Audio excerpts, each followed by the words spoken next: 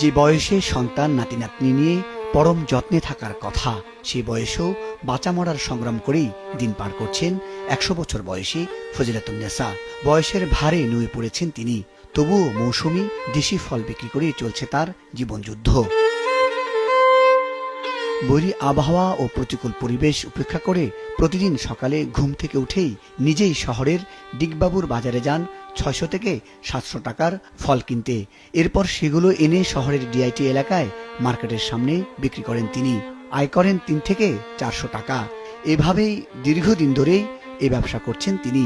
ক্রেতা ও স্থানীয় বাসিন্দারা জানান, ভিন্ন বয়সী ক্রেতারা ভালোবাসা, খুনসুটি ও সম্মানের সাথে তার কাছ থেকে বিভিন্ন জিনিস কিনেন। প্রায় অর্ধশত বছর ধরে এই ব্যবসার সঙ্গে যুক্ত ফজিলাতুন্নেসা। মা বাবা, ভাই বোন, ছেলে মেয়ে কেউ নেই এই সংসারে। বয়সের ভারে আগের মতন তেমন কোনো শক্তি পান না তিনি।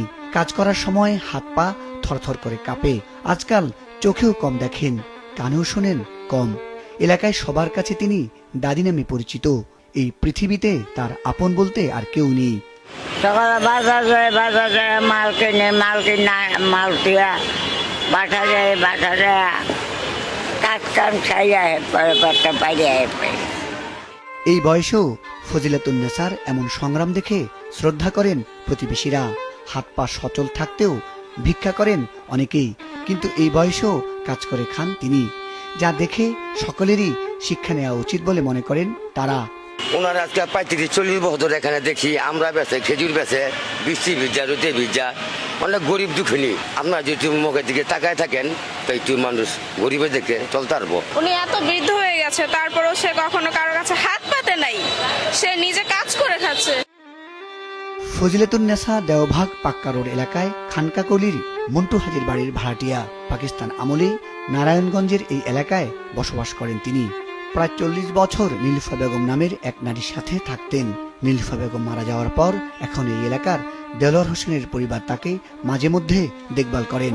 ৩৫ বছর ধরে তার আমার বাবা মা দেখছে, আমরা এখন দেখতেছি। খাওয়া দাওয়া করলে করলো, না করলে কোনো ই নেই। মানে রাস্তার খাওয়ান, ওই যে পরোটা কি কেউ খাবার দিল, এই আর খাবার কেউ না পাইলেও তখন আমার এখানে খায়। চাঁদপুর জেলার মতলব থানার কদমতলী গ্রামে ফজিলাতুন্নেসার জন্ম। বাবা গনি মিয়া। হাকিম ভুঁইয়া নামে এক ইলেকট্রিক মিস্ত্রির সাথে তার বিয়ে হয়েছিল। বিয়ের কয়েক বছরের মাথায় তার স্বামী বিদ্যুৎ স্পৃষ্ট হয়ে মারা যান। এরপর থেকেই তার একাকিত্ব জীবনযাপন শুরু। তবে কারো সাহায্য নিয়ে নয়, তিনি নিজেই যেন এক মহিষী যোদ্ধা। মায়া নাই, পোলা নাই, ভাই নাই, বোন নাই, বাপে